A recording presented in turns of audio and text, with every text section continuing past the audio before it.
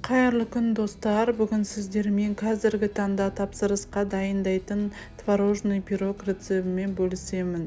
Яғни сүзбелі бәлішті менімен бірге жасап көріңіздер.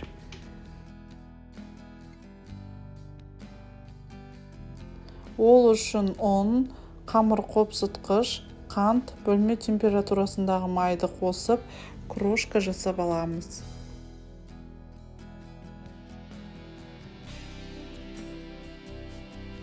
Видеода көріп тұрғандарыңыздай осындай крошка болады. Осының үстіне бір жұмыртқамызды қосып, жақсылап қамыр илейміз.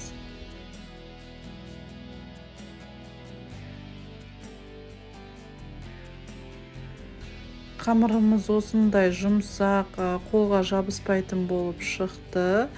Осыны салафанға салып, мұздатқышқа 30 минутқа қойып қоямыз. Қамырымыз дайын болам дегенше салмасын дайындаймыз. Менде дүкеннің сүзбесі және де дүкеннің қаймағы 20%.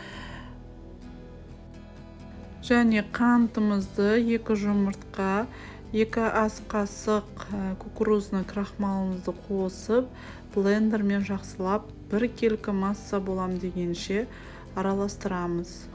Қамырымызды кольцоға орналастырып, салмасын құйып, үстіне қарақат салдым. Өздеріңіз қалауларыңыз бойынша жидектер салуға болады, немесе салмай жай өзін ғана пісіруге болады. Мінекей осындай пирогымызды алдын ала қызып тұрған 180 градуста 30 минут пісіріп аламыз.